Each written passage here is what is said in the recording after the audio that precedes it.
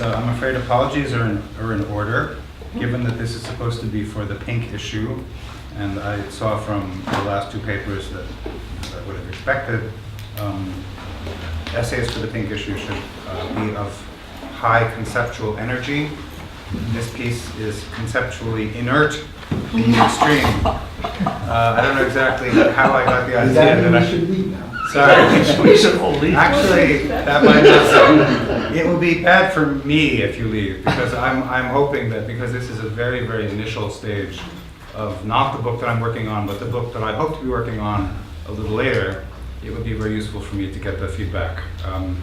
Conceptual feedback to fill in the emptiness of concept.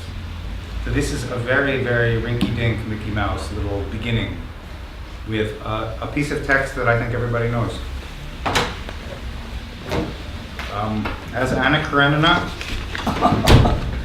is in the act of throwing herself under the train, spoiler alert, we get the following words. The chapters, I really shouldn't do this in your presence. Right? Many things I shouldn't do in the presence of various people. The chapter's final words. "Lord, forgive me for everything," she said, feeling the impossibility of any struggle. A little mujik, muttering to himself, was working over some iron. And the candle by the light of which she had been reading that book, filled with anxieties, deceptions, grief, and evil, flared up brighter than ever, lit up for her all that had once been in darkness, sputtered, grew dim, and went out forever. Those whose memory of the novel is relatively fresh will recall that in thinking at this very dramatic moment of the little mujik, or former serf, muttering to himself and working over some iron, Anna is recalling a dream she's had the night before. A dream described more precisely as a dreadful nightmare. In the Pavir Volokonsky translation, tell me how bad this is, it goes like this. A little old mujik with a disheveled beard was doing something bent over some iron, muttering meaningless French words. And as always in this nightmare, here lay its terror. She felt that this little mujik paid no attention to her, but was doing this dreadful thing with iron over her, was doing something dreadful over her. And she awoke in a cold sweat. I am not the first person to notice this dream, or how interesting it is. The article that is most cited on the topic, Gary Browning's Peasant Dreams and Anna Karenina, notes that it supports a great number of explanations. That is the least you can say. But all explanations are not created equal. Browning cites Nabokov's reading. What the horrible little man in her dream was doing over the iron is what her sinful life has done to her soul, battering and destroying it. Which seems to me strangely moralistic from the author of Lolita, and not so strangely oblivious to the horrible little man being not just little and horrible, but a former serf, and in that sense, at least conceivably, both little and horrible by definition. Browning also cites a reading which takes the peasant's French as evidence of, I quote, a hideous abomination imposed on the old, natural, simple life of Russia. End of quote. A symbol that is adulteration as well as adultery, or what it means to be, quote, a married woman who's willing to abandon her family. Browning's own reading, which is somewhat more sympathetic to Anna, takes the peasant to represent, quote, a debased Karenin and Vronsky. I quote, since over time Karenin and Vronsky prove incapable of fulfilling her high expectations, Anna subconsciously transforms them in her mind into ignoble creatures, French-speaking noblemen whose appearance and conduct are those of a mujik. Anna's loss of her unobtainable ideal and an accompanying despair at perceived coarse and even violent sexual relations with her men finally impel her to self-destruction. So, there's plenty of evidence linking the dream with punishment for sin, with omens, the plausibility of belief in omens, with the coarseness or violence of sex as Anna supposedly perceives it. Thomas Baron, I don't know, in the MLA's Approaches to Teaching volume, proposes rather confidently that the sack in which the mujik is rummaging, quote, belongs in Freud's category of female genital symbols. From there, it's a short step to sexual violation. A student will perhaps conclude, therefore, he says, that Anna's dream predicts her destruction at the hands of hypocritical and demanding social class that has no more rectitude than a filthy old peasant. He does not positively endorse this interpretation, but he does take for granted on the fish swim and bear shit in the woods principle that a filthy old peasant is indeed a plausible stand-in for the lack of rectitude of Anna's own class, that uncleanliness and age in a peasant are reliable markers of the lack of moral rectitude. And this seems true of a great many readings from Nabokov's on down. So this is a very literal-minded paper, okay? So paper, if it even deserves to be called a paper. It strikes me as odd, especially given the whole Levin side of the plot, with its epiphanic scene of landowner and peasants mowing together and all the political and existential baggage carried, especially in the ending, by the landowner's attempt to identify himself with the peasants, that more does not seem to have been made of the literal fact that the peasant in the dream or dreams is a peasant, which is to say, the representative of a collectivity about whose place in Russian society the novel is actively troubled, as its author was. The least one can say is that the dream is a bridge between the Levin plot and the Anna plot.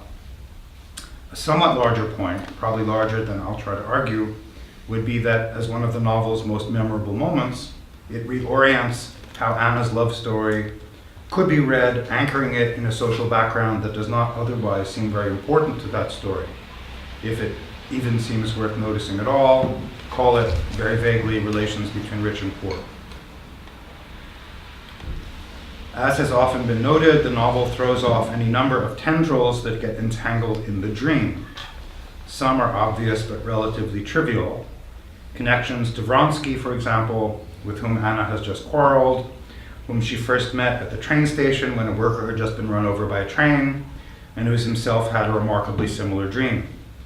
What's done to the iron does suggest sex. Among other things, the iron is a reference to the railroad, the Russian word for which has iron in it, and which is of course associated for Tolstoy with a threatening modernity. The disorderly beard could certainly be taken as tradition, the beard, seeing from the viewpoint of a clean-shaven modernity, for which beards as such are disheveled. I want to hold on to these connections while trying to make what sense I can in a very amateurish way, a non-Russian speaker's way, of the dream's other elements, the word over, as in both bent over the iron and over her, the meaningless French words, and above all the source of the terror, the fact that the mujik is paying no attention to Anna. So here really I will be very grateful for just anything that people think of that I haven't thought of, and I'm sure there are quite a few things. My impression is, and here I'm sort of bowing without mentioning it to Jonathan and large thoughts that he has had about the novel in history. My impression is that we've come to think, not happily, but with a sense of resigning ourselves to the inevitable, that as a genre, the novel has never really been written by, for, or about the poor.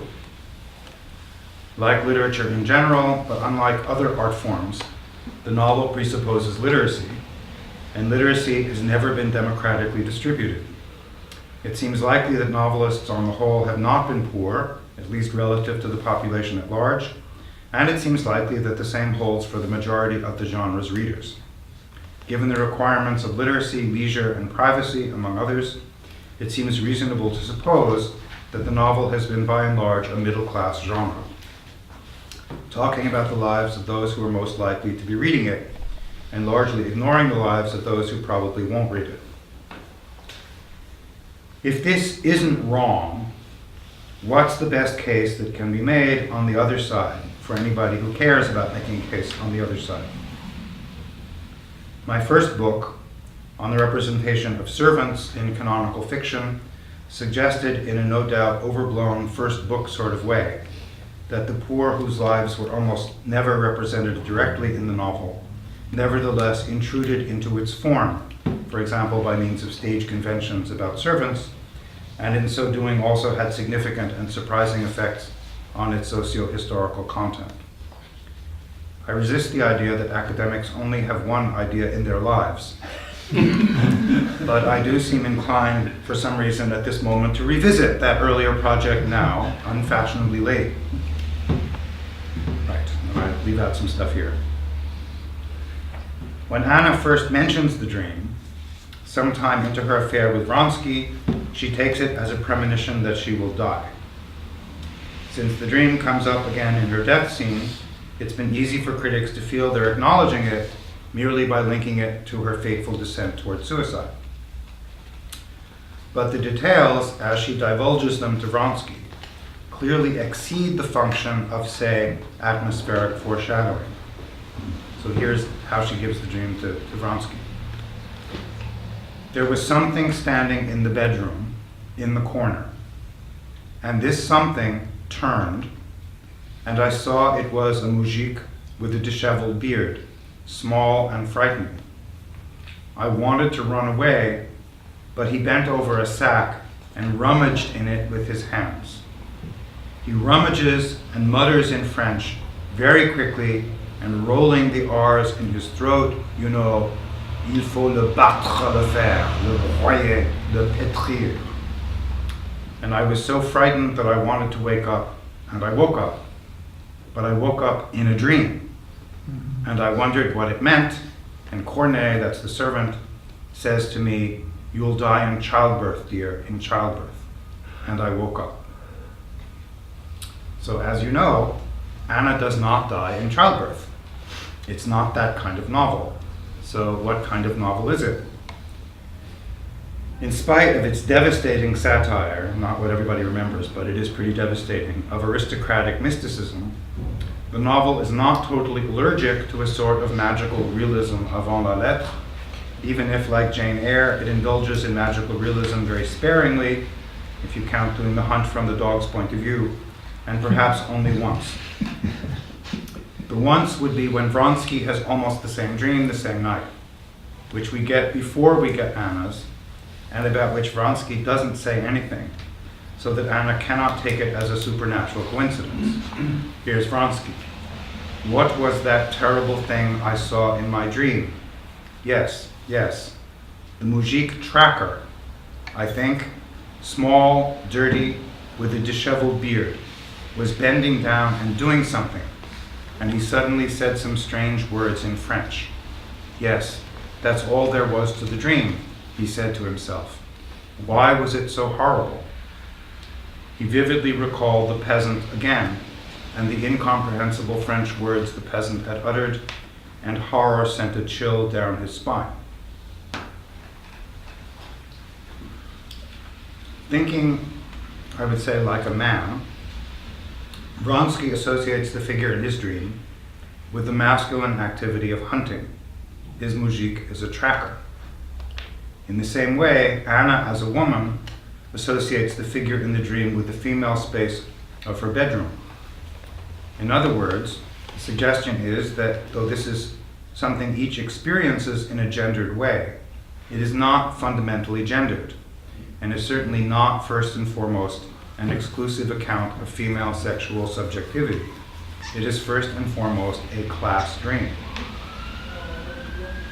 Online study guides, yes, I consulted, advise that the mujik's dream is a good topic for an A paper.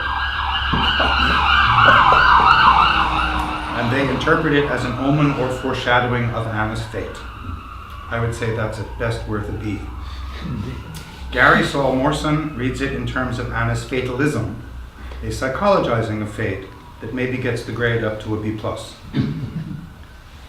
I think this dream comes from much further away.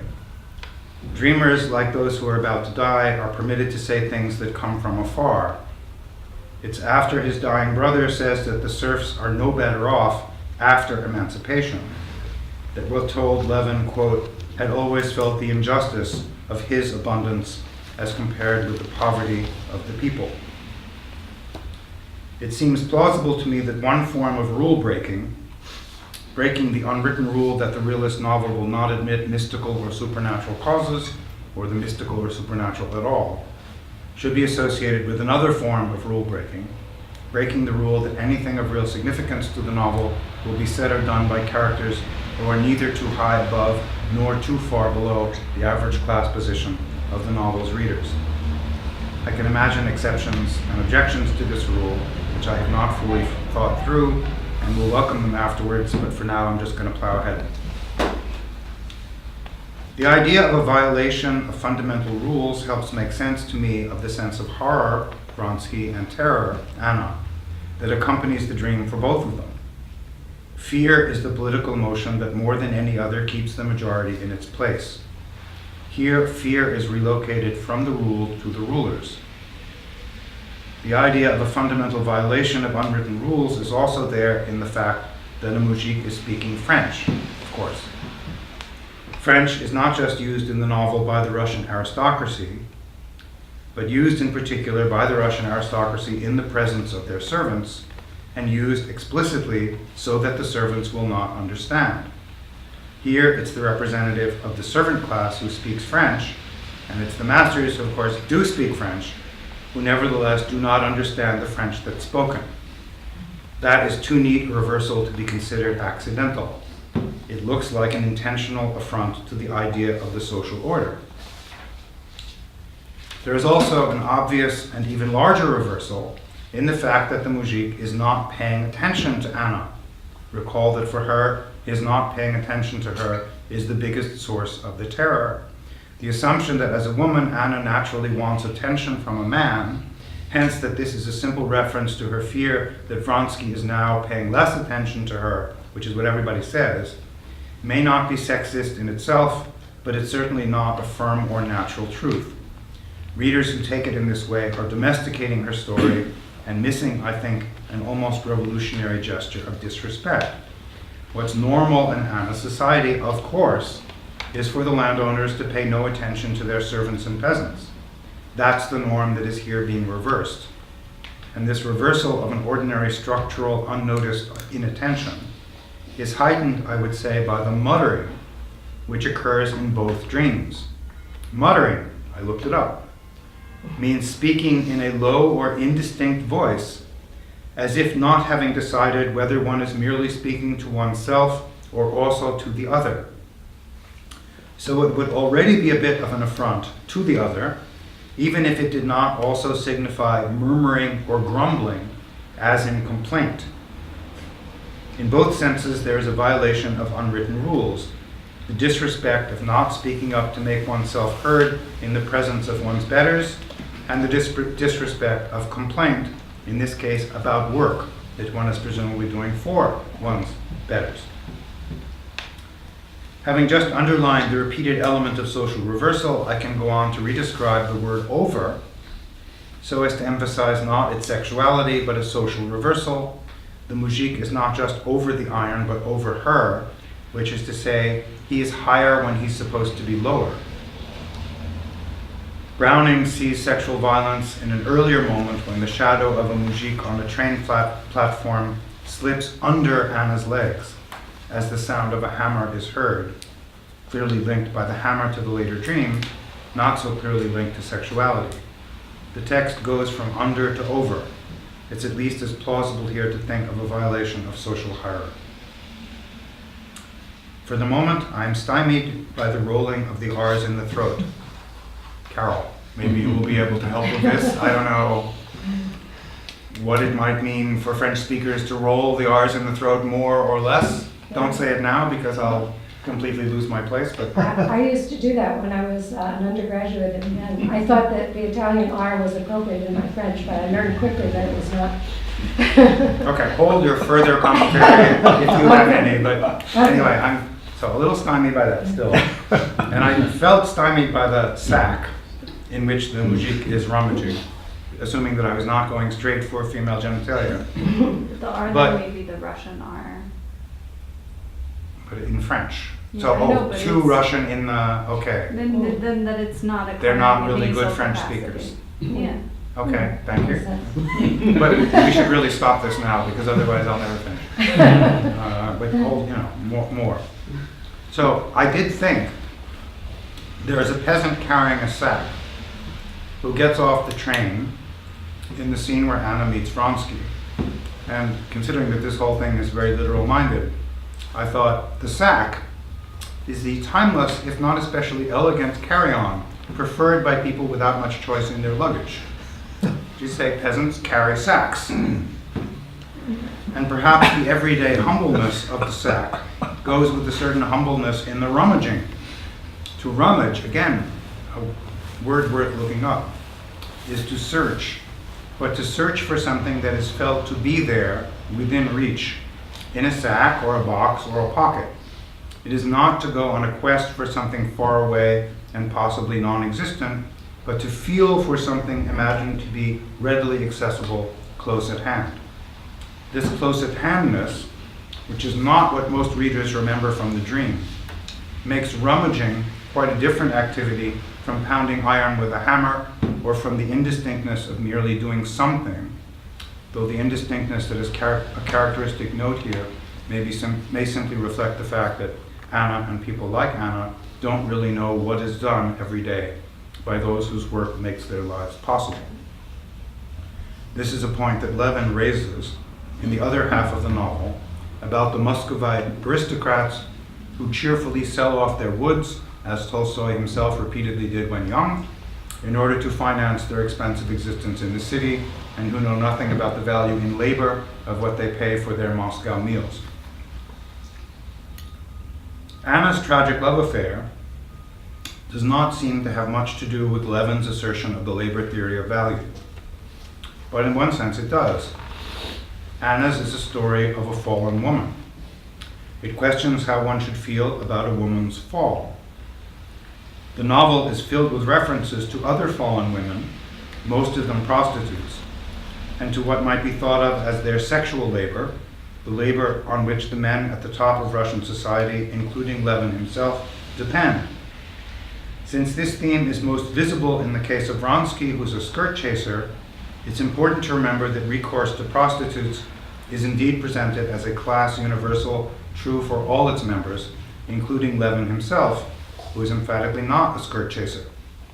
It's his desire to confess that truth about his past that obscurely blocks his early married relations with Kitty. Tolstoy himself almost wrecked his marriage right at the beginning by showing his diaries to his very young wife, thereby informing her as to how many of the peasant women around them every day he had had sex with. The crossover from the Levin plot to the Anna plot through sex work, the fallen woman and her alignment with the many working women who service the men of the wealthy class, a collective biographical fact of their class, reinforces the idea I've been trying to suggest that the dream shared by Anna and Vronsky is in fact much more widely shared, that it's a collective dream, even a class dream. And I think I can bring to the rescue of my hypothesis further reinforcements as well.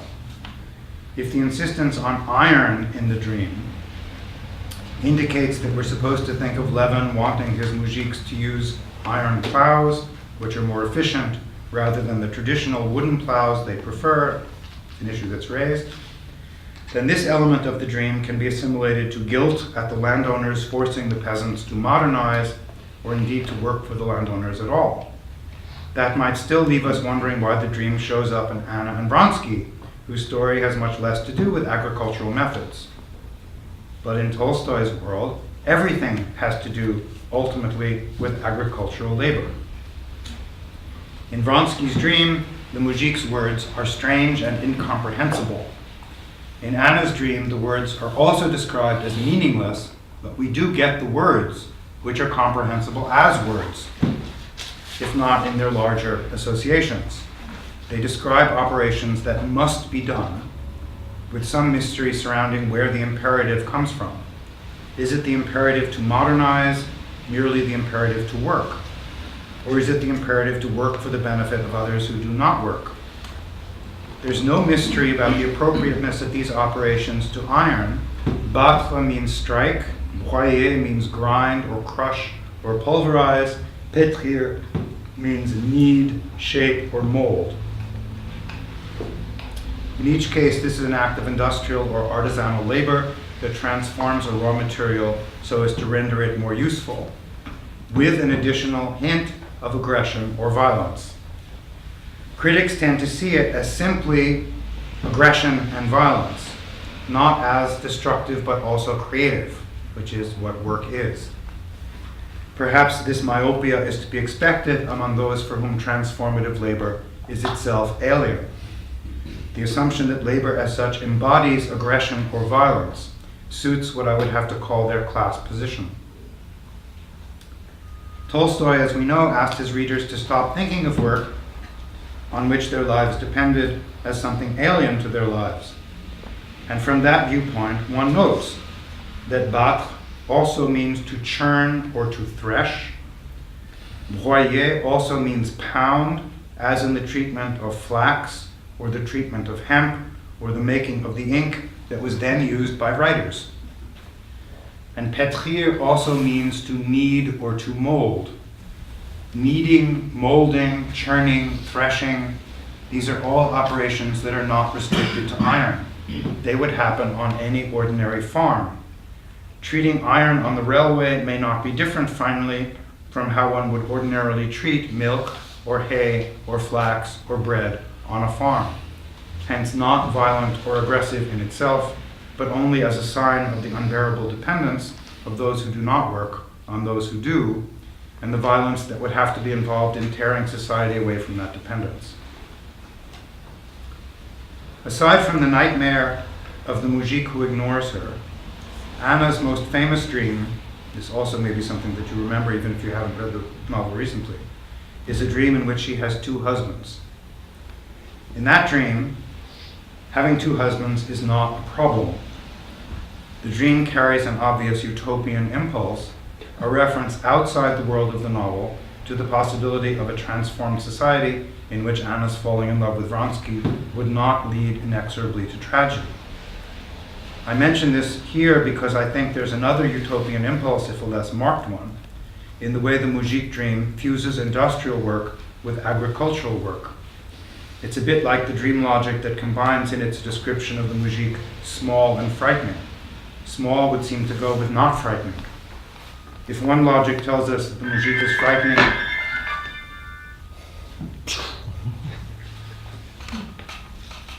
even though he's small, another logic would allow that perhaps that which seems frightening is perhaps after all not so frightening, although that in itself might be frightening, and that it makes the prospect of an enormous social reversal seem less unlikely, less like the object of a utopian quest, and more like the result of rummaging in a sack.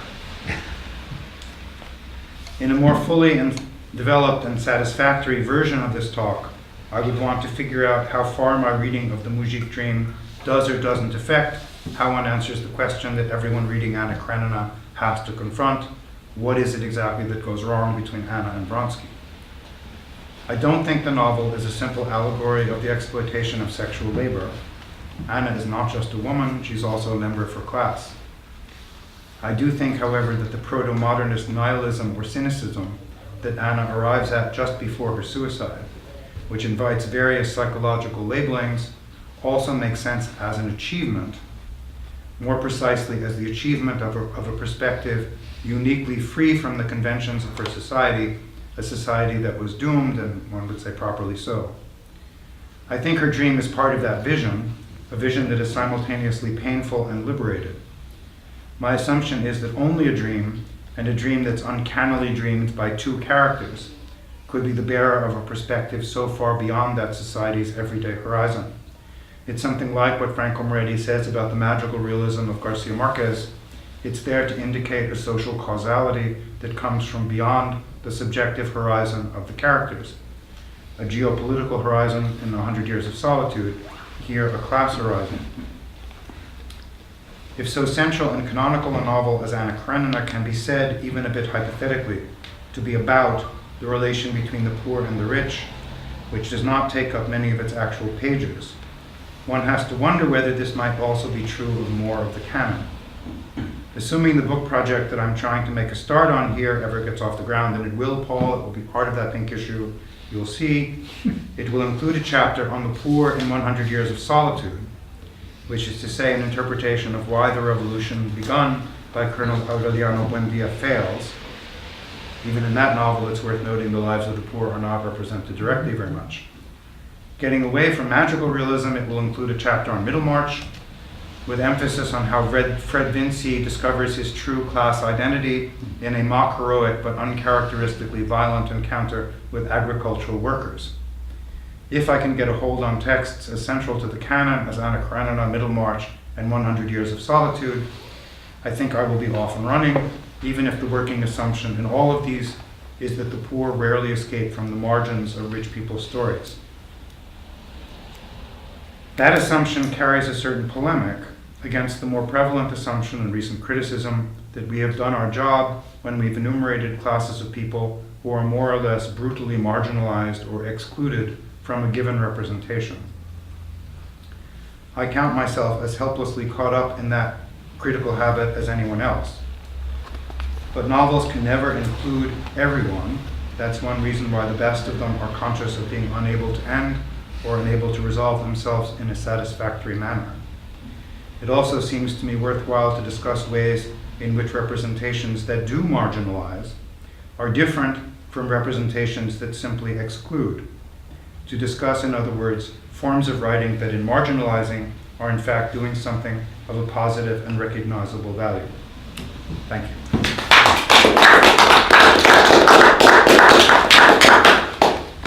So, Russian pronunciation of French.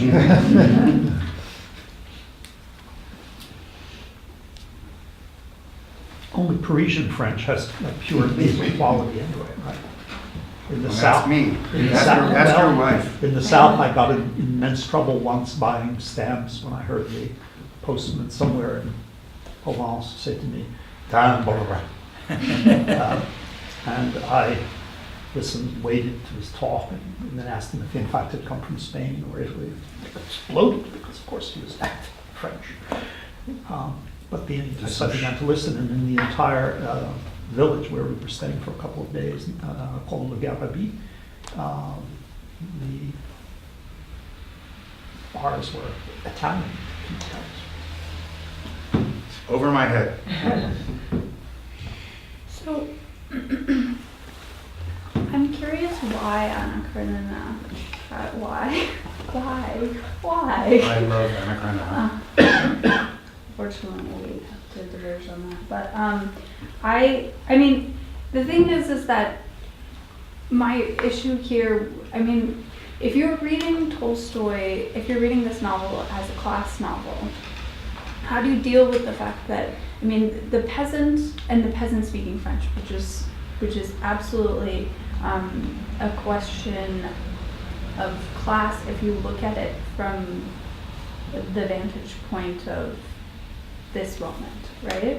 But it's also a question of nationalism, because the peasant is the incarnation of a romantic nationalism before the peasant is then incarnated as part of the class dynamic, right? But that is like an investment in the peasant as part of an idea, the basis of what the Russian nation is, right? So why choose Tolstoy, in which the peasant here is it's not clear whether the peasant is a class signifier or the peasant is more likely a signifier of a kind of romantic nationalism.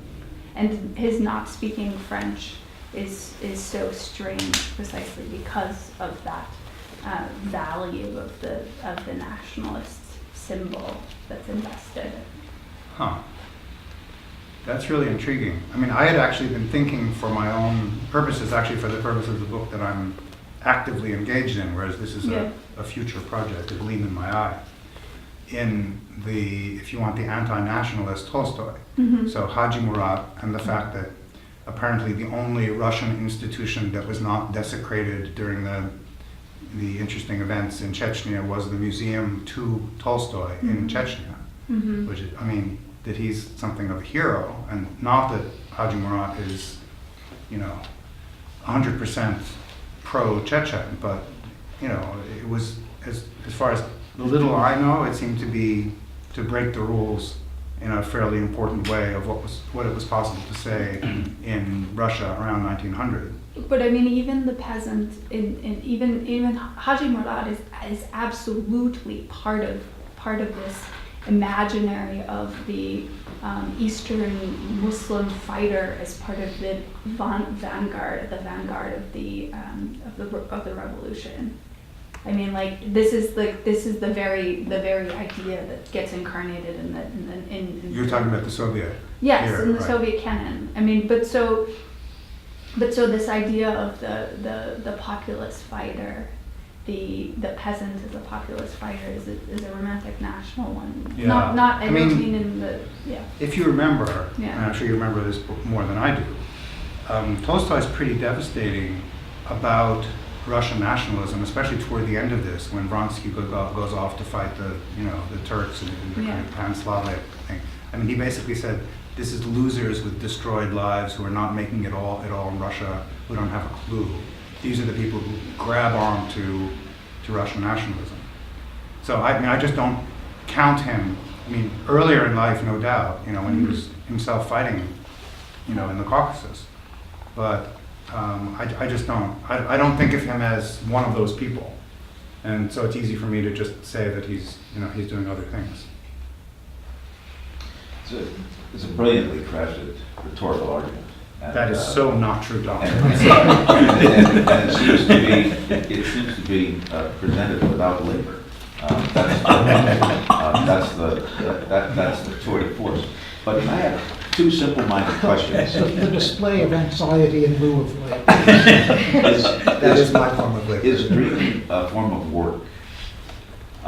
You have a wonderful formulation that Anna and Vronsky do not work, but the peasants do. And you've just given a wonderful example of the way in which dream can animate the work we do. And it's a work that is a class differentiated work.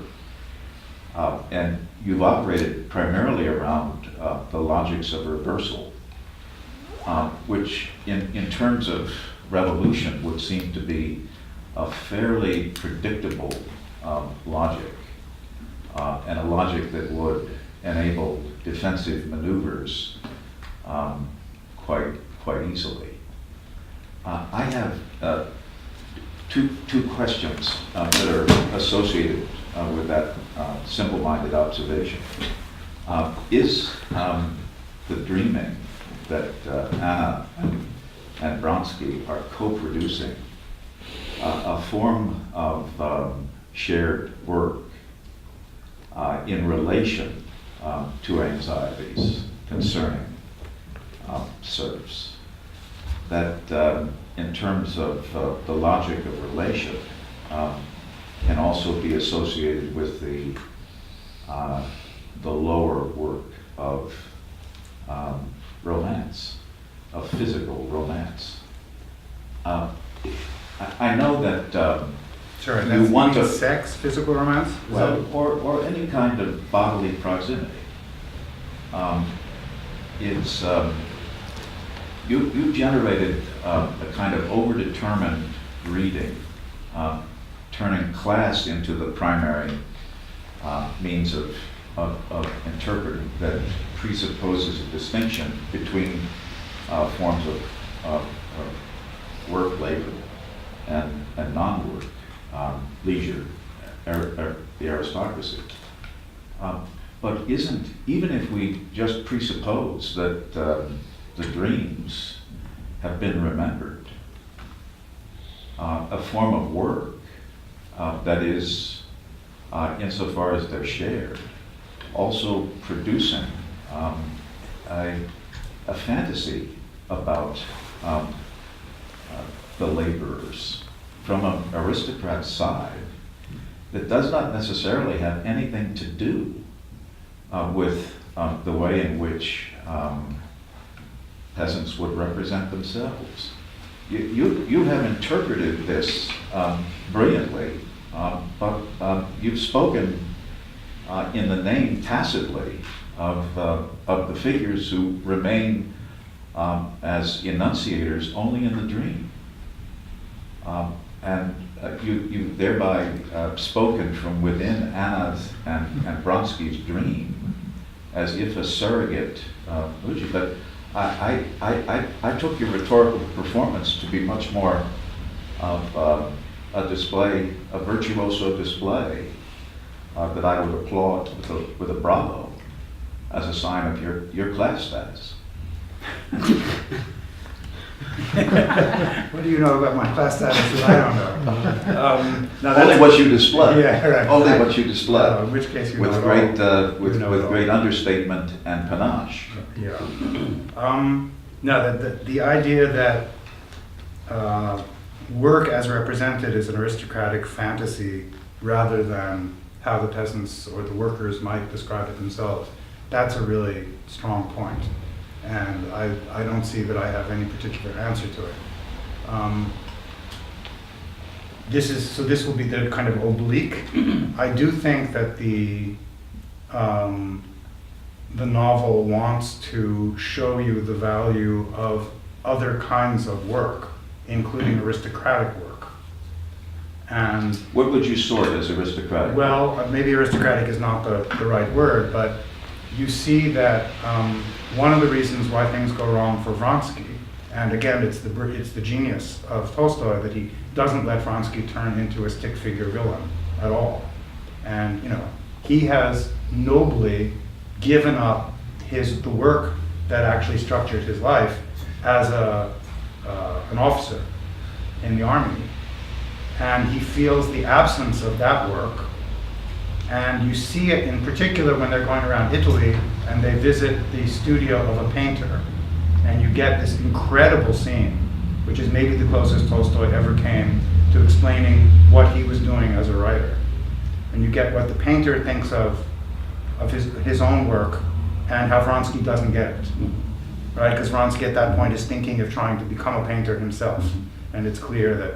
So that's one of those moments where, I mean, you feel that he does actually know something about work from the inside. Maybe it's different from the way, let's say, peasants would talk about mowing, but maybe not also. But take your prior formulation, because you're sorting, when you say he nobly sacrificed. I say it's nobly because you say nobly sacrificed. he doesn't is want to that do a it. form of work? Is noble sacrifice a form of work? Okay, I don't want to stretch the But term quite that far. it matters because. And I don't think dreaming is, and I don't think sacrificing is, but being an officer is.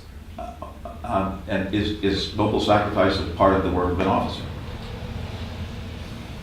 You're quibbling with me. No, I'm not. I'm trying to get at a point, because your rhetorical moves, which I much admire, are understatement and generalization. And the understatement disarms the resistance to the generalities. But so I want to quibble, because I want to get beneath both the litotes and the generalizations, and ask you how you would describe aristocratic work. So I Other think, than the painter's work, well, which is not traditionally, necessarily. the way the aristocracy justified its position was military defense, right? They're the people who defend you against all your enemies. So there's the ideology, which includes an element of noble sacrifice, for sure, and Vronsky is inside that, and it's the idea of noble sacrifice that helps him or sacrifice the work as an officer, because now, having compromised Anna, he's got to uphold her. That's what nobility means, right? So That's hard work.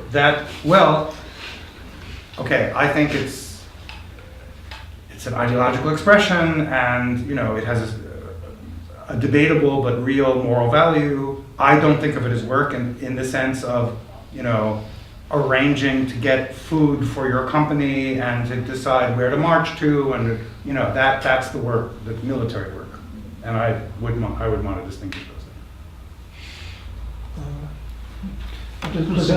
Whoever asks this question has to be the last one. Okay. Go ahead. Do it anyway. Well, let me just this bears on one of the earlier papers too, just do we care about what was for Hannah Arendt such a big deal, the distinction between labor and work? I wasn't thinking about it at all, but in an earlier incarnation, I did think about it. So I'll go back and think about it again. That's a very quick answer, okay? So unsatisfying, but it gets us out of here.